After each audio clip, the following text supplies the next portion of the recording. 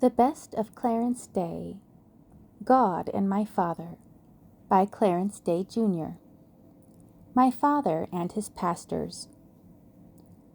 A man who accepts a religion without being religious lets himself in for more hardships than one would suppose. My father persisted most manfully in going to church, and he usually entered its portals at peace with the world, and settled himself down contentedly in his end seat. But somehow, before very long, his expression would darken, as his hopes of hearing a sensible service little by little were dashed, and he came out in an inflamed state of mind that could not have been good for him. The Episcopal service in general he didn't criticize. It was stately and quiet. But the sermon being different every Sunday was a very bad gamble. And once in a while there would be an impromptu prayer that he would take great offense at. Sometimes he disliked its subject or sentiments, if he chanced to be listening. Sometimes he decided it was too long, or its tone too lugubrious. I remember seeing him so restive during a prayer of that kind that, although the entire congregation was kneeling in reverence, he suddenly gave a loud snort, sat up straight in his pew, and glared at the minister's back as though planning to kick it. I glanced over at Mother. She had been sailing along devoutly as best she could, in the full tide of prayer, with the lovely rapt look that would come at such times on her face. But she had also begun to watch Father out of one eye, for whenever a prayer was longer than usual, she feared its effect on him. And now, here he was sitting up, and she had to stop praying and turn away from God to this obstinate man. "Put your head down," she whispered fiercely. And then, when he wouldn't, she felt so furious at him, and so impotent, and so guilty for having such feelings, and so torn between her yearning to sink back again into the sweet peace of prayer, and her hot determination to make the bad boy and Father behave, that she sent him a look like a flash of lightning, shooting out through quick tears, indignant to the very roots of her red hair, and as hurt as a child. This sank into him. He never would at any time kneel in church. She had given up struggling for that. But at last, with a deep, angry growl, he once more bent stiffly down. Toward the latter part of his life, Father found a minister whose sermons he liked. This was the Reverend Mr. Henshaw of Rye, where we lived in the summer. Mr. Henshaw wasn't one of these pious fellows, Father said, with approval, though why piety was so unsuited to the clergy he never explained. And some years before this, one summer on the Hudson, near Tarrytown, there was a Mr. Wenk, an earnest young cleric, who also found favor. But this was mostly because one of the vestry, old Mr. John Rutland, was very strict with Mr. Wenk about the length of his sermons. Mr. Rutland had got it into his head that all sermons should end at 12 sharp, and if he saw Mr. Wenk being carried away by his own eloquence, he would take out his watch and stare ominously, first at him, then at it. Pretty soon Mr. Wenk's roving eye would be caught and held by this sight. He would falter, or sometimes almost choke in the midst of his flow, then lamely end his remarks and get out of the pulpit. In the city, at this same later period, Father went to St. Bartholomew's, and there, too, the various clergymen suited him, though not quite so well. He liked St. Bartholomew's. The church itself was comfortable, and the congregation were all the right sort. There was Mr. Edward J. Stuyvesant, who was president of 3 different coal mines, and Admiral Prentice, who had commanded the fleet, and old Mr. Johns of the Times, the bank directors, and doctors and judges, solid men of affairs. The place was like a good club, and the sermon was like a strong editorial in a conservative newspaper. It did not nag at Father. It attacked the opposition instead. It gave all wrong-headed persons a sound trouncing, just the way Father would have. Mother didn't enjoy these attacks. Denunciations upset her. She took almost all denouncing personally, as directed at her, and it made her feel so full of faults that she trembled inside, though she looked straight back up at the preacher, round-eyed and scared but defiant. She preferred something healing and restful, some dear old tale from the Bible. But denunciations satisfied Father.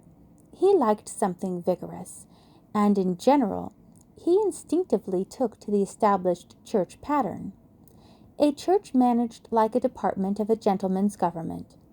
He liked such a church's strong Tory flavor and its recognition of castes. He liked its deference to sound, able persons who knew how to run things, and its confidence in their integrity and right point of view. In effect, it put such men on their honor without foolishly saying so. No other approach would have found a way into their hearts. But nothing is perfect. After Father had made himself at home in this reliable temple, he discovered too late that even here a man wasn't safe. The rector began talking about the need for what he called a new edifice. He said the church had a leak in the roof, and the neighborhood was changing to business, and that they had received a good offer for the property and had better move elsewhere. This gave Father an unsettled feeling. He wished to stay put. But the rector kept stirring things up until he at last got his way. Committees were appointed, and active teams of workers were organized, who began to collect large subscriptions from every parishioner. Father paid no attention to all this. It was no plan of his. If they insisted on having better quarters, he would try to enjoy them. But aside from this effort, the rest of it was not his affair. It was only when he was made to see that he too would have to subscribe that Father became roused and startled. This had never occurred to him. He said he might have known it was just a damn scheme to get his money. He was still more upset when Mother told him what sum was expected of him. He had imagined that they would want $50 or even $100, and that was enough to depress him. But she said that since he had bought a good pew, they would expect him to give several thousand. This was like an earthquake. Father, in fact, took it as some wild cataclysm of nature, some unheard-of violent destruction of an honest citizen's peace. After roaring out that the rector and his Christian workers could all go to hell, he barricaded himself every evening in his cyclone cellar, the library, and declared he wouldn't see any callers. This lasted a week. Then, when he had cooled down a little, Mother had a long talk with him, and told him who were on the committee. Some men whom he liked. She said he would really have to subscribe. He'd at least have to see them. He waited, fretful and uneasy, for the attack to begin. One night, when Mother was sitting in her room, there were sounds of talk in the library. She hurried down the passageway, clutching her needle and mending, and listened at the door. Father was doing all the talking, it seemed. He was stating his sentiments in his usual round tones, strong and full. He got more and more shouty. Mother began to fear the committee mightn't like being scolded. But when she opened the door on a crack and peeked in, there was no one in there but Father. He was in his easy chair, talking away, with his face all puckered up, and he was thumping his hand with a hammer-like beat on his newspaper. In ordinary circumstances, he was saying to the imaginary committeemen, in ordinary circumstances, I should have expected to subscribe to this project, but during the past few years in my investments, thump, thump on the newspaper, have shown me heavy losses. Here he thought of the New Haven Railroad and groaned. Damned heavy losses, he roared and flung the paper aside. Who the devil's that? Oh, it's you, Vinny. Come in, dear Vinny. I'm lonely. I don't recall how much he gave in the end, but I think it was $1,000. The reason Mother thought that he would probably have to give more was that our pew was way up in the front. It was, so to speak, in a fine section. All our neighbors were prominent.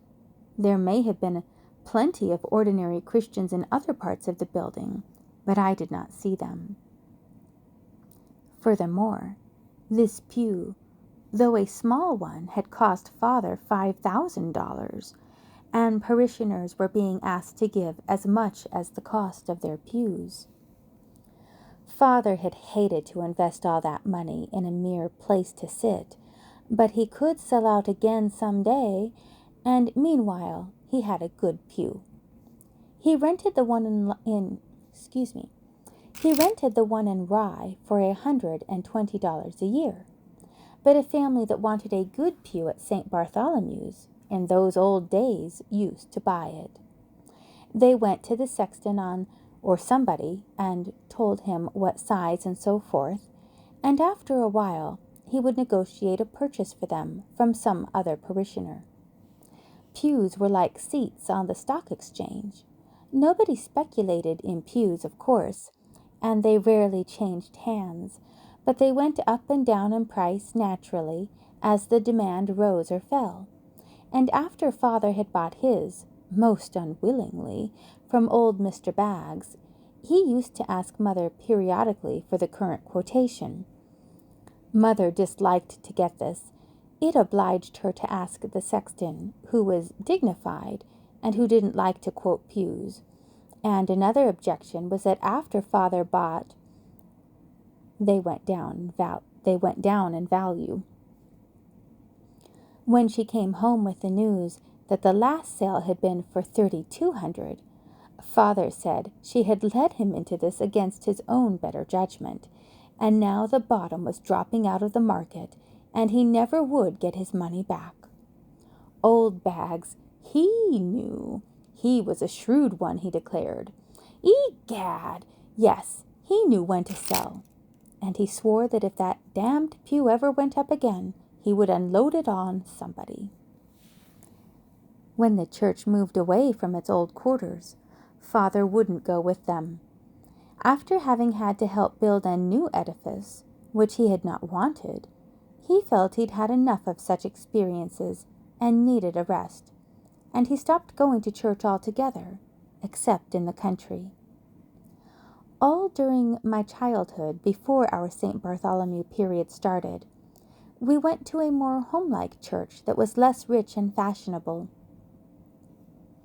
It was squeezed in between some old houses on Fifth Avenue, near Tyson's Market, and it had a choir of men and boys in surplices, who sang mellow chants, and a narrow but high vaulted roof that rang with the organ music, and stained glass with deep colors.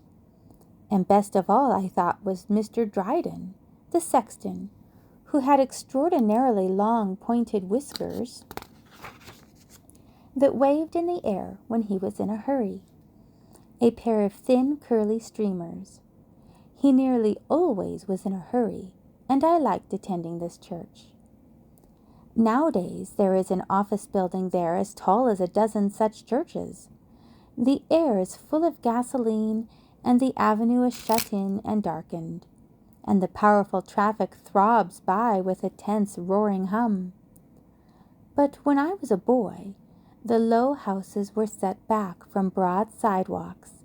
There was fresh air and plenty of room, and window boxes of flowers, and a bit of green here and there, trees or ivy, and a wide field of sky. I suppose that the reason we went to this church that I speak of, the Church of the Peace Everlasting, was because it stood near our home. Its name, at least so far as Father was concerned, was a mockery, for he suffered most cruelly there. Yet he went there for years. Yes, and he kept right on going without any question of changing. He disliked change more than he did suffering. In the end, he burst out and bought his liberty along with Mr. Baggs' pew. So the latter was cheap after all, but he lost the best years of his life at the Peace Everlasting. The clergyman there was the Dr. Reverend Owen Lloyd Garden. He was a plump, bustling man, very good-hearted and pleasant, though in spite of his good-heartedness and kindness, I never felt at ease with him. He never seemed to speak to me personally, but to a thing called my child. He was more at home speaking to a large audience than to a small boy, however. He had warm and sympathetic feelings toward people en masse. The congregation responded to this quality in him and liked him. And he not only kept the pews filled, but he sometimes attracted such crowds that Mr. Dryden would scurry by with his whiskers flying straight out behind him, putting chairs in the aisle. Dr. Garden had come over to New York from England, but by descent he was Welsh. He had a broad red face, thick black hair, and a square blue-black beard. His robes were red, black, and white. His strong English accent was a point in his favor in an Episcopal church. It seemed to go well with the service. But owing we understood to his Welsh descent, he was very emotional, and he used to plead with us at times in his sermons in a sort of high, mellow howl. My father disliked this. In the first place, he heartily detested having anyone plead with him. In the second place, Dr. Garden seldom could plead without crying. It wasn't put on at all. He was deeply moved by his own words. The atmosphere became tense and still when he leaned from his pulpit and stretched out his arms yearningly to us and sobbed, "Oh, my people!" The whole church was hushed. At such moments, Father would testily stir in his seat. "The damned Welshman, there he goes sniveling again," he would mutter. This would horrify Mother. From her end of the pew, she would signal him that he must stop. If he didn't notice, she would tell my small brothers to pass word along to me that I must make Father keep still. It was like expecting a boy to make the jungle behave. The most I felt up to was to get him to see Mother's signals, and that meant that I had to pull myself together and poke him. This was nervous work. He was a muscular, full-barreled man. There was nothing soft in him to poke, and he had a fiery way, even of sitting still. It was like poking a stallion. When he became aware that he was being prodded by my small, timid finger, he would turn fiercely upon me, and I would hastily gesture toward Mother. Mother would whisper, "Claire, you mustn't." And he would reply, "Bah!" "Oh, Claire." "I know, Vinny, but I can't stand that damned—" "Shh! Oh, hush!" Another thing he detested was the picture Dr. Garden drew, sometimes of a businessman sitting in his office at the close of his day. Dr. Garden didn't cry over this, to be sure, but he grew gentle and solemn. He spoke as though he himself were standing at that businessman's side, like an unseen presence, a lovely, good influence evoking the man's better self. He apparently had only the haziest ideas of a business office, but he drew on his imagination freely to fill in the picture. He would describe how this hard-headed man sat there surrounded by ledgers, and how after studying them, closely and harshly for hours, he would chance to look out the window at the light in God's sky, and then it would come to him that money and ledgers were dross, whereat, as the gathering twilight spread over the city, this strange waxing work figure of a businessman would bow his head, and with streaming eyes resolve to devote his life to far higher things. "Oh, damn!" Father would burst out so explosively that the man across the aisle jumped, and I would hear old Mrs. Tillotson in the second pew behind titter. Aside from the wild untruth of such pictures of business, from Father's point of view, the whole attitude involved was pernicious. Anyone dreamy enough to think of money as dross was bound to get himself in hot water. That went without saying. It was a sign both of ignorance of and of disrespect for finance. Father had more respect for finance than he had for the church. When he left the financial district behind him to visit the church, he felt, as I suppose Moses felt coming down from the mountain. Moses found people blind to his mountain and worshipping a calf idiotically, and Father found Dr. Garden capering around something he called higher things. Well, let him caper if he wanted to. That was all he was good for. My father was a more charitable Moses who expected no better. But this flighty parson went farther. He wanted Moses to join him. Betray finance for this stuff and nonsense? It was enough to make a man sick. It was Father's custom to put $1 in the contribution plate weekly, no more and no less. When Mr. Gregg brought the plate to our pew, Father would first pass it on to us, and we boys would each thump in a nickel, trying to produce a loud ringing sound, as though it were a quarter. And Mother would quietly slip in her offering of a tight little roll, more than she could afford to give, probably, and saved up God knows how. Then Father would hand the plate back to Mr. Gregg, who would patiently wait while Father took out and unfolded a crisp new dollar bill, and drew it through his fingers so as to make a little crease in it, lengthwise, and laid it out flat on top of everything else, large or small. This dollar was apt to become the subject of a debate, going home. Mother felt there were Sundays when such a sum was not enough. It bothered her dreadfully after a sermon that had described some great need to see Father absolutely unmoved put in only his dollar. Father's first gun in reply was that $1 was a good handsome sum, and that it would be better for Mother if she could learn this. He had a great deal to say on this point. His second gun, which he would then fire off at her with still more enjoyment, was that any money he gave to the church would be wasted. It would be spent by a pack of visionary enthusiasts in some crazy way, sending red flannel waistcoats and moral pocket handkerchiefs to the heathens, he quoted. But after a while, Mother found a counter-argument which actually beat both of his. She made him feel that it was beneath his own dignity not to put in more sometimes. Even then, he didn't surrender. He compromised instead on this method. Before starting for church, he put his usual dollar in his right-hand waistcoat pocket, but in the left-hand pocket he put a new $5 bill. And he stated that from now on he would make a handsome offer to Garden. Let him preach a decent sermon for once, and he would give him the 5. This made every sermon a sporting event in our pew. When Dr. Garden entered the pulpit, we boys watched with a thrill, as though he were a racehorse at the barrier, jockeying for a good start.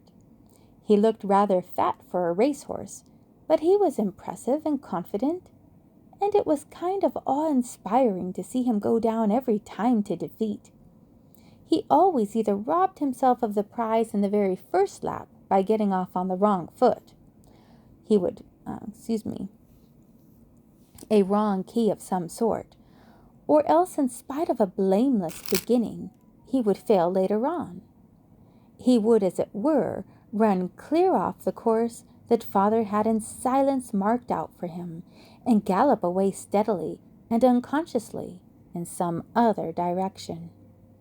It gave a boy a sobering sense of the grimness of fate. "I don't see what the matter was today," Mother would declare going home. "You should have given him more than $1 today, Claire. It was a very nice sermon." But Father would merely say with a twinkle that Garden ought to get a new barrel full. The only time I saw Father tested was one Sunday in Lent. It was remarkable enough that he should have been present that Sunday, for the one thing he always gave up in Lent was going to church. Dr. Garden's flow of grief in that season was more than he could stomach. But on this particular morning, to our surprise, Father went without question. It turned out afterward he didn't know it was Lent. He had thought the damn thing was over.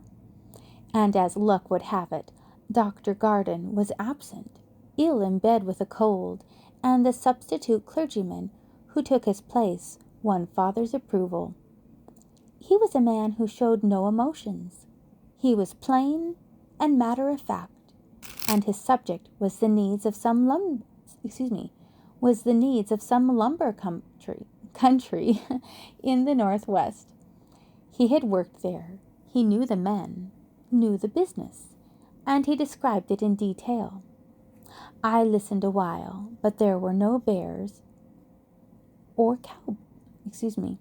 There were no bears and no cowboys. It was mostly business statistics, and I was studying a picture on the wall of an angel who looked like Mr. Gregg, a large, droopy angel with wrinkled garments, only he had no mustache, when my brother George secretly nudged me and pointed at Father. Father was listening closely. We glued our eyes on him.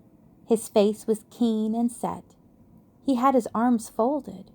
He was taking in every word, but we couldn't tell whether he liked it. The sermon went on a few minutes, and then, before we thought the man was half through, he stopped. He had finished. The organist began playing the offertory. There was a rustling of skirts, a stray cough. Imagine our excitement as we waited for our plate to come round. It seemed to take Mr. Gregg hours to get up the aisle. He stood so long, stooping and bulgy, at the end of each pew. He wouldn't even hurry to see a fire engine, George whispered indignantly. At last he got to the Hamilton's pew in front of us, and then he stood at ours. We were all watching Father, but he hardly noticed Mr. Gregg. He was thinking about something else, and his thumb and finger slid automatically into his $1 pocket. We let our breaths out and relaxed from the strain, disappointed. But just as we were slumping dejectedly down, Father paused. He put the $1 bill back and decisively took out the 5. We could hardly help cheering aloud at the substitute clergyman's triumph, and yet he himself never realized what he had done. He stepped quietly out of the pulpit and went back to obscurity. This man had won a victory that none of his profession had gained, but nobody knew it except the recording angel and the 4 little day boys.